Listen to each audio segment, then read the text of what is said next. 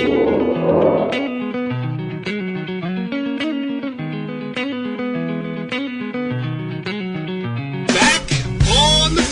show, NorthJerseySports.com's original multimedia series talking all things football across North Jersey. And we are doing it this week with a brand new sponsor, as Felician University has jumped on the NorthJerseySports.com Express here. Happy to have Felician University as an official sponsor of our content, NorthJerseySports.com, for the next 2 seasons. We're looking forward to working with them. A great university, a local university with a global reach, Division II athletics, a beautiful campus. And Jimmy, as a Southern Bergen County guy yourself, you gotta love the campus there, right nestled into the downtown area of Rutherford. Well, that's right, formerly of Rutherford too. But yeah, Rutherford, they got the Rutherford in the motherland of Lodi, right there, on South Main Street, and really come a long way as far as starting at the college, becoming a university, and their athletic program. So, very happy to have them on board. Yes, a lot of local kids plying their trades there at the Division II university level in the CAC, the former home of Richie Ballgame Barton, although I don't think we should really play that up too much when we're talking about sponsorships, the educational experience of Richie Ballgame Barton. But thank you, Felician University, and let's get started here. I am Corey Doviak, being joined by my illustrious panel of North Jersey football insiders, starting with the guy that I didn't tell was going to be doing a promo for Felician University. He is the yet venerable one. He is Jimmy Avatabile. What's going on, Jimmy? Hey, what's up, Corey? I'll tell you what, the fans are in for a treat this week. I know the crew was out covering a lot of games, 3-4 games a day, as a matter of fact. So it's going to be a great show, and looking forward to it. One of the crew who was all over the map, literally, this past weekend, and tonight as well, as joining us, the head Husky has ventured out of the borders of Dumont. And where are you, Brian Carr? I am in, what town am I in? I got to think about that. I'm in Naperville, Illinois, the suburbs of Chicago. And I did stop by the way, at a local high school, the North Naperville High School, and they are called the Huskies. I happened to stop by because I saw the facility. I had to stop by and support the Huskies. You could take the boy out of Dumont, but you cannot take the Huskies out of the boy. Brian Carr, finding familiar territory, a familiar kennel, even in the faraway land of Naperville, Illinois. And Brian, you were all over the map. I mean, Thursday, Friday, Saturday, Sunday, all of those things. Before we get into some of these games specific, just talk about your excitement being back.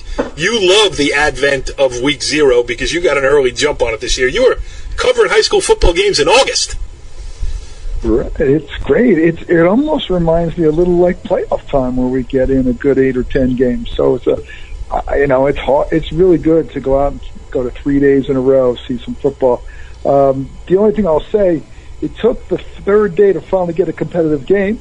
Yeah. But, hey, you have to wait sometimes. The other games were a little bit lopsided. We finally got a competitive game with Ramapo and Sparta. But it's great being out there. The weather was nice, a little warm, cleared up, and it's just great to be on the sidelines, seeing the kids compete and enjoying some really good football. Yes, we're going to get into a lot of the public school stuff.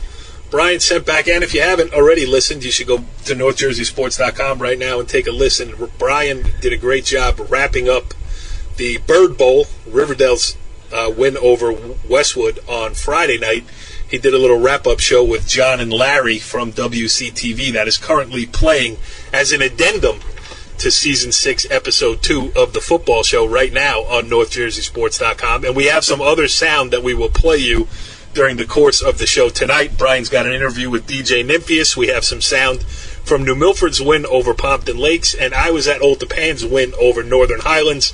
I had my trusty recorder with me as well. We could have had sound from the matchup between Ramapo and Sparta, but the great Richie Ballgame somehow figured out how to lose the files from his phone, so we will have to go on eyewitness accounts of the two gentlemen that joined me on the show. But, last week We left the non-publics to the end of the show. This week I want to move them up front because some interesting happenings on the non-public schedule this past week in week 0. And Jimmy, you're closer to it than either Brian or myself, so why don't you give us a little rundown of non-public happenings this past weekend? Yeah, obviously the big matchups, marquee matchups. You got to start with Bergen Cat going down, taking on the 5th-ranked Grayson team down in Georgia. Without Josh McKenzie, obviously with the knee injury, that one thing I want to mention, Cora, we knew about that about 10 days ago, and we did not want to be the ones to break it. Right. We felt that injuries should be left alone, and I'm looking back, I'm glad we did. But without Josh McKenzie, they go down, they take on the national power, they jump out to a big lead. They withstand a furious rally, and they wind up winning 34-22. And what a way to start the Vito Campanelli era at Bergen Catholic. Don Bosco, looking at Don Bosco, last year they go down to Burns. They have a big lead in the 4th quarter. They wind up squandering it, losing a tough game. Well, the roles were flipped. Bosco was down 17-3, and they go out and they score the last 9 points of game to come out with a big win, a win that I think that program really needed, and Coach Teal obviously needed. With 2-8 disappointing season last year, with all the turmoil of Coach Toll leaving. So obviously for Don Bosco, that's a quality win. St. Joe's, they lose a last-second game on a field goal to American Heritage, another very, very talented team from Florida, 20-17. Paramus Catholic goes down to Philadelphia in the rain, and they lose a tough game to West Catholic, a team that had a game in hand. Interesting thing about Paramus Catholic, I didn't realize it till I was told today.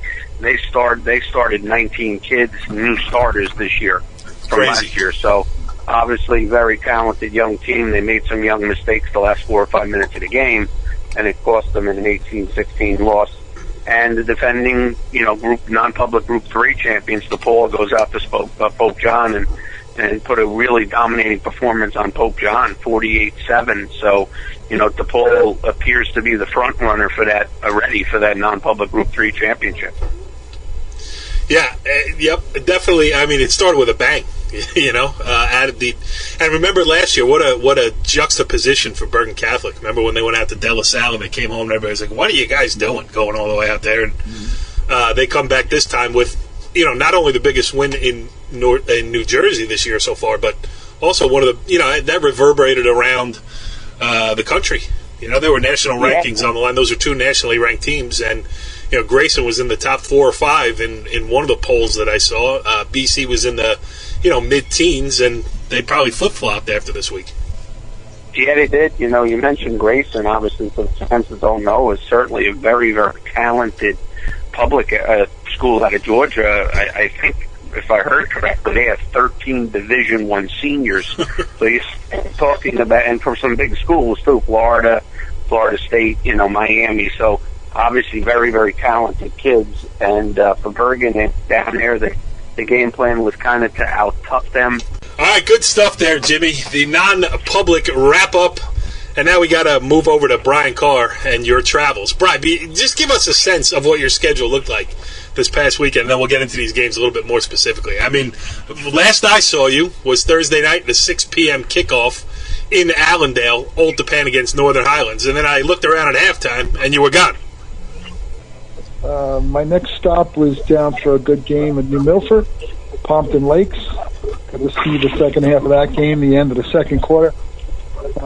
Friday, Mr. Pat Rice invited me to go see a very strong Shabazz team, so I got to see them play. It was kind of a blowout over Glen Ridge. And then our Friday night show was down to see the Riverdale Hawks take on the Westwood Cardinals in the Bird Bowl. And then Saturday was a road trip with Jimmy, Pat, and I out to Sparta to see Ramapo and Sparta. Yeah. So it was a nice 5 games of football. All right, so let's start with your first stop, and that was Old Tappan against Northern Highlands. And, Old Tappan lost so many guys from last year's undefeated state championship team, breaking in a new quarterback, 2 linemen only returning. some new guys in both backfield, secondary, offensive backfield, everything else. They come out, they intercept Northern Highlands. I believe it was on Northern Highlands' second play from scrimmage. Old Tappan's first play from scrimmage is a Drew Dippolito to Johnny Laura touchdown pass, and Old Tappan was right back at it. 35-0 at the half, 35-14 for a final, and they were impressive, Bri, correct? Correct. I mean, they were really hustling. I noticed the speed. They were hustling with the ball. Everything went their way. You know, they got 2 interceptions in the first half. Drew Dippolito was throwing. I mean, he was on target throwing strikes. It seemed like he couldn't miss a throw.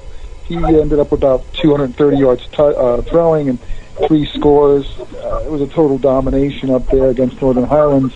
As you say, 35-0 at halftime. And, you know, they had a couple of garbage touchdowns in the fourth quarter, but really Old Tappan was on a roll. They probably could have been up 49 or more, but backed off on that. So looking forward to catching up with those guys with a rivalry game this week against Ridgewood back up at Old Tappan. So I think that's where I'm going Friday night to see how they progress from here. I'm very surprised. I was surprised, not expecting this with so many young players coming in, new quarterbacks, new running backs, but Old Tappan looks pretty impressive right now and reloaded really solidly. Yes. Well, let's hear some sound from the new look Old Tappan Golden Knights, starting with their old look head coach. Here is Brian Dunn after the opening night win over Northern Highlands. Regardless of physical skill, I mean, we expect the same type of effort, you know, and the type of toughness and physicality. So that's what we're looking for. And, you know, if you do that, then the score takes care of itself, and hopefully you execute well enough, and that'll be it. Do you come into the game thinking, like, first play, I'm going to take a shot, or is that just kind of how it worked out? No. We came in thinking we were going to take a shot on something. We didn't know the play, but we knew we were going to go up top early on. It depends, obviously, where you get the ball, what hash mark it's on, and, you know, how it's in the field position. But we're definitely going to go deep on the first play. How about Drew? I mean, first varsity start, same position last year, senior making his first varsity start. Yeah. Same thing tonight. And I don't know if he 14 of 19 in the first half throwing the ball. Yeah, was that what he was, 14-19? Yeah. He did a great job. He's got good composure, and he's just, he stands back there, did a good job knowing when to tuck the ball and go. You know, he had some pressure on him, a couple throws, and had a couple big runs where he took off and got into the open field. He's a bright kid, and, you know, he's first year starting, but he's played the position for this is 4 years, and he knows the routes, and he knows the reads and everything else. So, you know, he's just letting his skill take over now. All right, those are thoughts with Brian Dunn. And now let's hear from his first-year starting quarterback. Here is senior Drew Dippolito. Just talk about your mindset coming in here. Nerves, butterflies in the stomach. I mean, how does it feel? This is not an easy job to walk in here, but you saw McNerney do it last year, senior first-year starter. You doing the same thing? I mean, the first game was just to get out the jitters, really. I mean, we came out here. I was obviously a little nervous, my first varsity start, but got out the jitters in pregame. We were ready to work by the first play. And offensively, you know, hopefully D'Amico's okay, but, you know, when you got that big boy running up the middle, it kind of opens some things for you on the outside. Oh, yeah, big time. Will Andreessen. Yeah, so Will stepped up big time today. He just run the ball straight up. Mostly linemen did the work in the trenches, so credits to them over there, but Will's doing a good job. You got this one out of the way, and now, you know, Coach Dunn's not going to let you celebrate very long. Of course not. But just talk Back to work tomorrow. Yeah, talk about going forward here and, you know, rest of the season, you know, prospects for the rest of the season. What are you looking for? We're just looking to be the team that we could be. Yeah, we got a tough schedule, and we just got to power through it and play our football, Old Tappan football. All right, Bryce, so from there, you went down to see New Milford against Pompton Lakes. You know, by name recognition, those are two perennial powerhouses in Group 1. It was a little bit of a lopsided affair this time, as New Milford certainly looked ready for the new season to begin with a 43-6 win at home. Tell us about that one. You know, I got there, it was right before halftime, and it was 17-0. They had a good lead, and I think New Milford really, you know, put the pedal to the metal in the second half, and just they couldn't be stopped. It seemed like every time they had the ball, one play, and they were in for a touchdown. their new quarterback replacing their Ryan Picnic from last year. Picnic is now quarterback Brian Mackey. Brian was a backup for the last 3 years. I didn't see it, but in the opening quarter, he had a scramble TD touchdown that really set the tone for the game. He also had a nice TD I saw in the third quarter. He threw a nice right on the dime to his wide receiver for a 31-yard TD score. Our other guy who really stands out is the little running back, Bart Novato. He ran for about 150 yards. He just has the ability to get behind his blockers. We do get a little audio from Coach Blau, and he says, the line is stepping up and getting bigger and getting better every year for them. So, Milford's a team to beat, I think. Getting down to the playoff times, the NJIC, it should be pretty exciting where it ends up, between Heights and the Rutherfords of the world. It should be an interesting season, like it was last year. And before we get to that aforementioned audio that you have with head coach Bill Weil, we just do have to mention that Brian Mackey, of course he's going to be good. He's got Powell Park roots. His dad is a Palisades Park High School graduate. So come on, what'd you think was going to happen, Brian? All right. What can you expect? Here's the head coach, Billy Wild, after New Milford's 43-6 win over Pompton Lakes. Coach, talk about the big game here. Hey, listen, anytime you have Pompton Lakes on your schedule opening up, it really, it's a tough opener, but it gets your attention for the summer and the spring, for the workouts, for the conditioning. A lot of those big schools, Alabama, USC, they like to open up with those big games because you don't have to tell that kid to run hard. You tell our kids we're opening with Pompton, man. They're working, they're running those sprints, those lifting. So it showed tonight. We didn't have any cramping up. We played a pretty good physical game. I was proud of them. Talk about your seniors, new quarterback to break in, and talk about those guys. Brian Mackey's tremendous. He's been with us 4 years, and he's been in the program for 4 years, and he's waited his turn, and he did a great job. He's got great wheels. He's got a great arm, a rocket arm, a great release. He's a baseball guy, so he's very calm and relaxed. He's a pitcher, and he can make every high school throw. He throws it down the field, short, long. He made a nice throw down here for the touchdown. Nice about 30-yard throw. Sure, right on the dime, right there. Yeah, he makes all the throws. Talk about Bart Novato. Bart's your man. Bart Novato, he's tough as nails, man. You could see at the end of the game when his guys are getting his conditioning level is tremendous. So in the beginning he might get 4 yards, 3 yards, 4 yards, but then that second half he's ripping off the 18, the 20s. Before you know it, he's got 160 yards, 150 yards because his conditioning level is just so much better. He's a tremendous athlete. What do you think you did in the second half? You dominated the whole game. You up 17-0 half, and pretty much they didn't score any touchdowns on offense except for the kick return. What'd you guys do special on defense to stop it? I thought that we just swarmed to the ball and played fast. Our motto was we want to practice fast, play fast. I don't think we're as big as we've been in the past years, but we're fast, and that's important. We want to play fast. Get to the ball, rally the ball, everybody get there. Everybody get there, right? A lot of green hats to the ball, Okay, Brian, good stuff there with Billy Wild off to the 1-0 start to the season. And now let's move over to the Bird Bowl. Jimmy, were you on hand for the Bird Bowl? I was not. I was at Rutherford. I wanted to take a look at the defending North 2 Group 2 champs.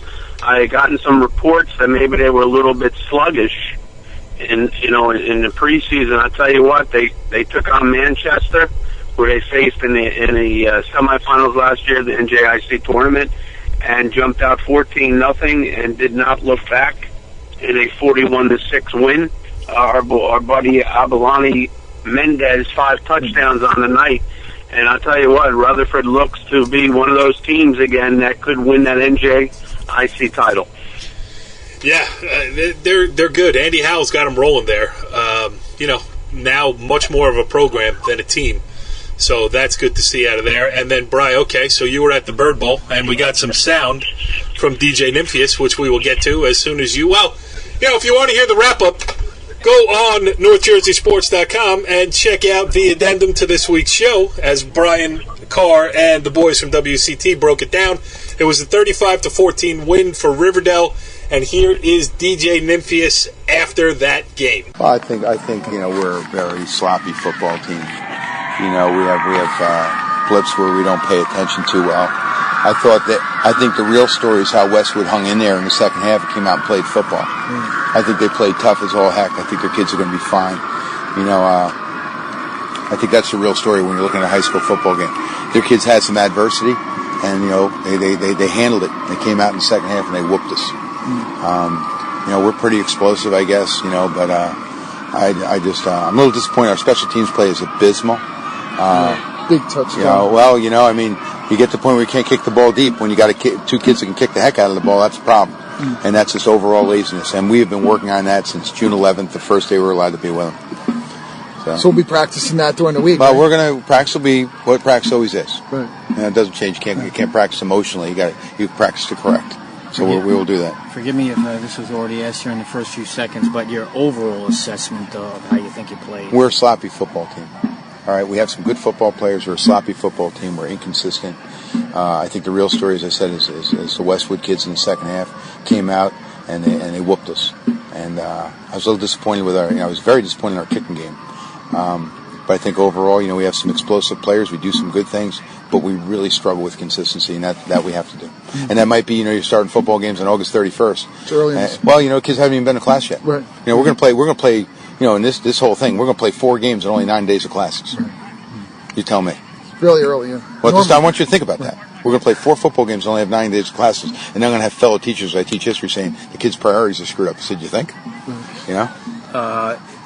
You played quite a high number of kids, though. Yeah, we do that. I would like to play more. As many as you played in years past. Because I was getting dizzy looking at we try to do. quarterbacks. We try to do that. I think the quarterbacks all have something to bring to the table. How many quarterbacks did you put into the game today? 6. 6, Jesus Christ. 7. 7. Could you name them? Jesus Christ. Yeah, we played 7. David Fletcher, Michael Mellick, Christian Hay, Jesse Henderson, Jack Racine, and Gillies. And Sirico didn't play quarterback, and he can't. So it was 6. 6. Yeah. Is that the most that you've played in a single game? Yeah, in a game. Designed. Your assessment of 6 quarterbacks. You're playing to see who can play. It's early in the year. I don't buy into that. You only play one. You play what's going to get you to the best position. So we're still a work in progress, and we got a great room with our quarterbacks. There's good kids. Unfortunately for them, they're with me a lot, but I really think a lot of those kids, and I think they show they can play today. I think the defense really stepped up first half. The linebackers were really firing out the ball. We have 4 3-year starters at linebacker when we play them. So. And who are they? Well, Nagai, Morrell, Murphy, and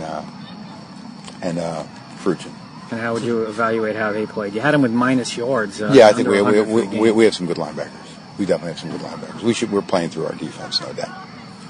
But the offensive score, you scored 4 touchdowns in 6 minutes in the second quarter. We got explosive players. Yeah. We got some kids.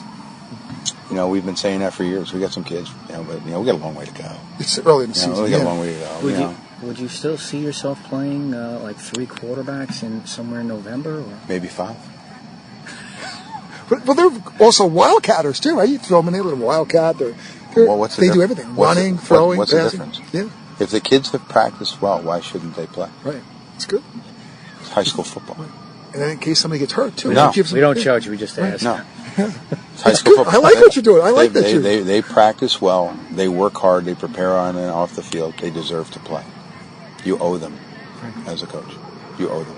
Great stuff there, as usual, with DJ Nymphius, and I look forward to having him on the show at some point this season. It's an annual event and one that I always look forward to. And I should mention, too, we're going to start getting some guests on the show, live guests on the phone. We're going to talk to, we're going to let some storylines develop, and then we will look around. We, as we mentioned last week, we do have plans to do a on-location show in the shed, the man cave of the great Nick Del Calzo, the Hasbrook Heights head coach. But before we get there, Hasbrook Heights, the defending North 1 Group 1 state sectional champion, at it again. Jimmy, you saw them in their opening game. And although the final score said 49-14, Hasbrook Heights over Saddlebrook, you say that Saddlebrook held its own there for a long time against defending champs. One thing when you go watch a Saddlebrook team, they're coached very well, obviously. Coach Leo Chiappini does a great job with the program. They had 28 kids, so they're behind the 8 ball with that. But they had a great game plan against Hasbrook Heights, trying to keep the ball away from Hasbrook Heights' offense, obviously, with Purdy and their new quarterback, Spencer Lee, and the gang. And they took the opening kickoff, and they completed a 70-yard touchdown pass to take a 7-0 lead. and Heights went down 3 plays later. And what did Saddlebrook do? Converted a couple of 4th downs, kept the ball away from Hasbrook Heights, and took a 14-7 lead. Unfortunately, Hasbrook Heights just has too much firepower. Josiah Purdy, 3 touchdowns, 2 two-point conversions. Their new quarterback, Spencer Lee, had 3 touchdowns. And, they're the 2-time defending state champs. Wouldn't it be amazing if they could go on and three-peat with 3 different quarterbacks? Certainly something very difficult to do. A long way to go from there, but their offense looks in midseason form right now. Yeah, you talk about programs. Hasbrook Heights is the epitome of it, and they just keep on rolling. Like you said, Saddlebrook put up a fight and everything else, but Hasbrook Heights seems to be up to every challenge. All right, the next game on the agenda here, out in the final year of the cow pasture over there in Sparta. You're going to be moving into a more state-of-the-art facility next year, and I'll miss these Saturday games. I've been out there. I remember I did a Demarest game out there. I've done a Rampo game out there, Old Tappan game out there. Sparta has its specific style of play. Ramapo, as we talked about last week, and as many people are talking about, one of the premier figures to be one of the premier public school programs this season.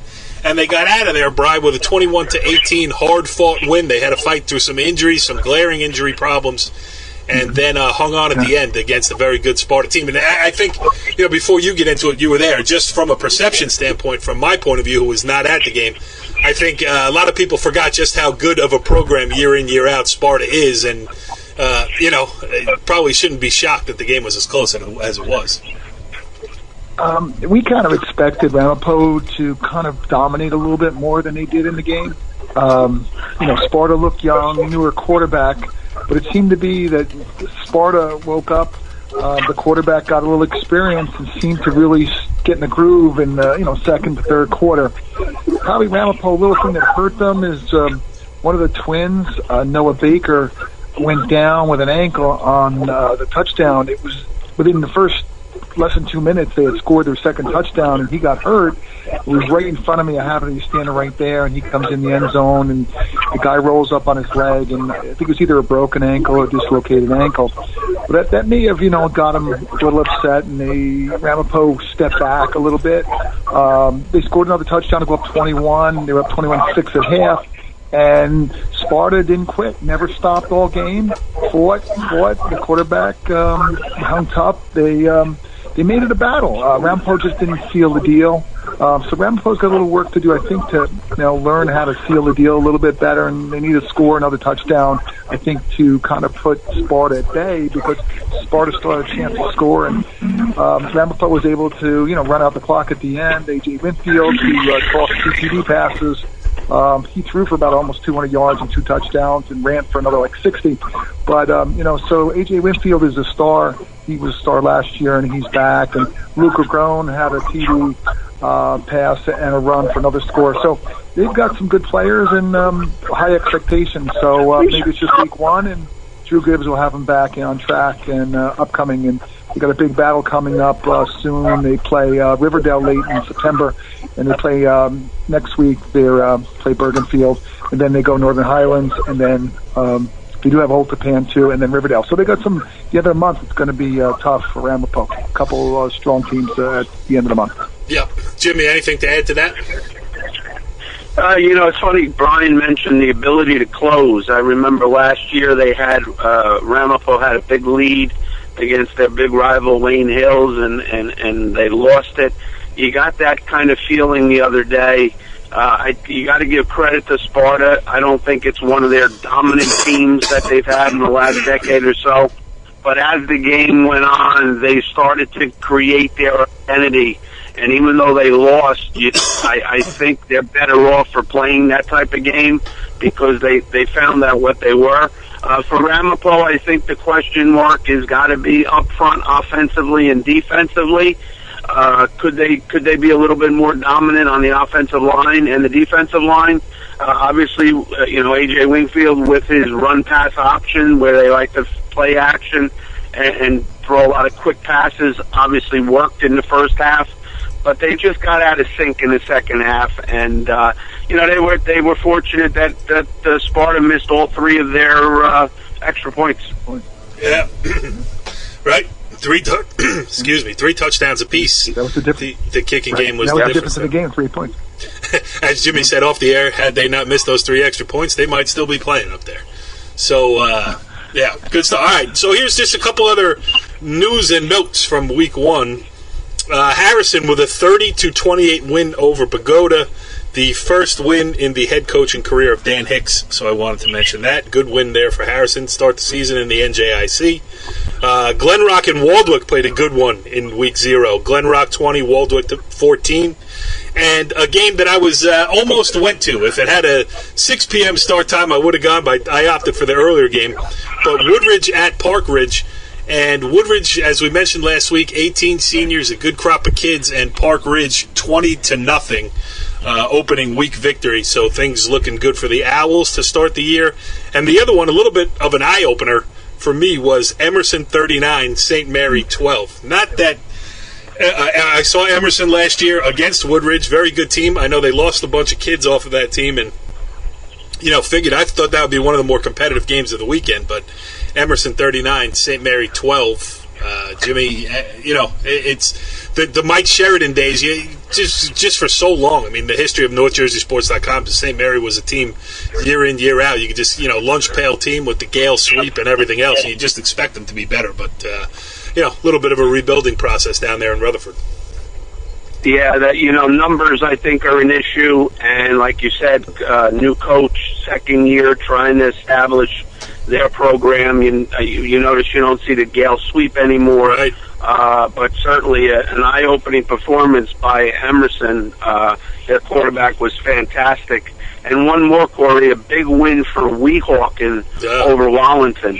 Weehawken had a bunch of young kids play last year. They come back a year more experience, and that was in a little bit of an eye-opening game over Wallington. Close game, but congratulations to Weehawken. Yeah, absolutely. That's one that I should have written down but didn't. Brian, you have any to add? Even from the North Jersey Super Football Conference or the NJIC, what did we miss? By the way, we forgot to say at Richfield Park, Coach Dan Sabella. Correct. Over at the Scarlet at Richfield Park. Congratulations to him over Whippany, 39-3. So they got some work to do moving forward. It was a surprise a little out of the area. Montclair played a crazy game with West Orange, and Montclair was up 19-0, and West Orange came back to win 26-19. And there was some instant replay in there. First time it was used, and it was a long battle I heard down there. But that's up for the Group 5, and we'll see what Group 5 has to offer when with Ridgewood and Montclair and Passaic Tech as well. I'm trying to look through anything else we've missed. Yeah, some teams didn't start last week. Yep. Paramus had a big game, by the way. Paramus, Parsippany Hills. Paramus, a tough battle, but Parsippany Hills couldn't stop them. They went on to win 51-21. Good for them. Another Sabella brother over there. So they seem to be on the move. Yeah. Joey Sabella, and they have a big quarterback over there, I heard, which they got running back, and you also have the younger Jacobs brother, Kyle Jacobs, his brother Bryce, linebacker, running back, and he's now up at Assumption College as a senior up there. Kyle's a wrestler as well over Paramus, so he's helping solidify that team, so it's good to see things are on the upswing over Paramus for the Spartans. Yeah, absolutely. Yeah, and just going through the games for this week, we should turn to that right now. Paramus, interesting one. They started, as you mentioned, they're 1-0, and they traveled to Mahwah, which has not started its season yet. So Paramus has a game in hand, headed up to Mahwah on what could be a good game this weekend. Northern Valley Old Tappan against Ridgewood is, as you mentioned, Brian, Group 4 and Group 5. That's going to be an interesting one to see where things shake out there. And Cliffside Park opened the season with a 26-19 win over Ferris. Has a chance to go 2-0 this week. They will host Indian Hills on Saturday in Cliffside Park. And, I'm happy for Tom Mandiel, the Cliffside Park head coach, That's a program that was really on life support there for a while, and I know that the NJSFC does the best it can to level out schedules and give teams that are struggling a little bit a fighting chance, and this is why they do it. Because, it's resurrected a little bit of hope around there. Cliffside beats Ferris, has a chance to go to 2-0, and Jimmy, nothing is better for a program than putting a couple in the win column.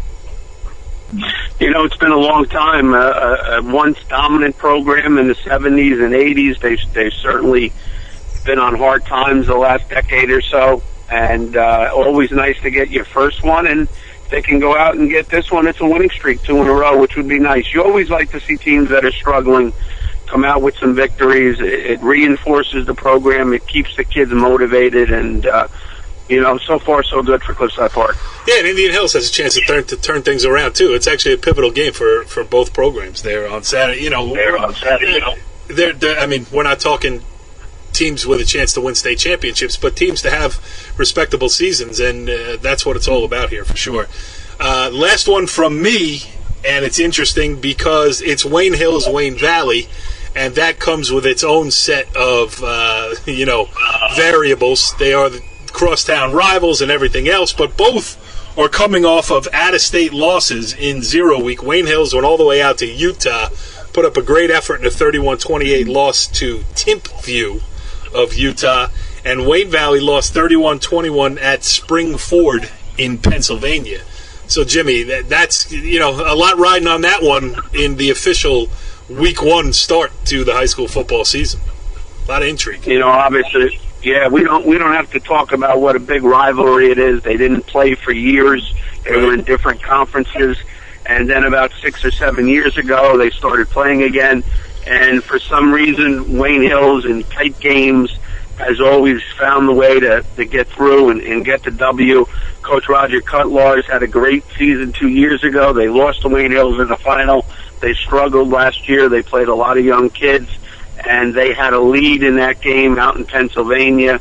Unfortunately, they didn't win. They would, their season can turn around this week with a win over Wayne Hills. And, Wayne Hills with a couple of additions to their team looks to be one of the favorites in their section also. So should be interesting. While you have the floor, Jimmy, anything else you're looking forward to this weekend? Not really looking forward to it. I just want to mention another crazy game, if we could, that Garfield, Lodi, the Battle of Harrison Ave, and wound up a 6-5 win for Garfield. You don't see that score too often, but Garfield is supposed to be better this year, and Lodi coming. It's a tough loss when you lose 6-5. So hopefully Lodi will get back to the winning ways they had under Coach Tirico. They're in a rebuilding. Coach Maggio is in a rebuilding mode there. I know they have a lot of experience back, so hopefully Lodi will get on the winning track. A field goal and a safety. I mean, that's rare that you see the made field goal sometimes at the smaller school levels, and then throwing the safety with it too. Brian, anything you want to mention for this upcoming week, Week 1? Well, I can't forget about the Dumont Huskies. They open up against Westwood. Dumont has a couple of returning guys. Jake Beachy, senior returning quarterback. Vin Mazzelli, returning lineman. He's a junior. They got a couple transfers in. One kid from Joe is Alec Aponte, senior lineman. Also, there's Lucas Naylor, who was a good sophomore last year. He hurt his leg. He was a receiver. This year he's in at linebacker. He looks pretty solid. So they have a big game against Westwood. Good luck to Coach Bird. By the way, they did win the last 4 of their 5 games last year, so they go into the season on a positive note. Which we talk about teams being down. Dumont a few years back, I don't remember because I try to avoid it. They lost about 18 in a row at one time back in 2011 and 12. So good to see the guys coming back. Ricky Bird's a local kid, played on the team back in 2006 was his final year. That's the last time Dumont was in the playoffs in that year, and the last time they had over a 500 record. So he brings some good things to them, and good luck to the team. Nobody breaks down. Last but not least. Go ahead. Last but not least, one other thing, another one. We're going down the shore this week. I have never seen my cousin is a cheerleader for Brick, the Brick Green Dragons, and I'm going to do a road trip down to Brick and see Brick against Brick. There's 2 high schools there.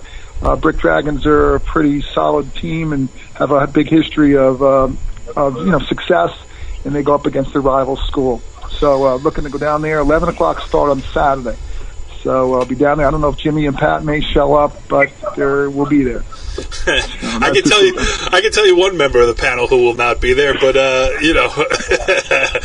nobody breaks down Dumont football like the head Husky, Brian Carr.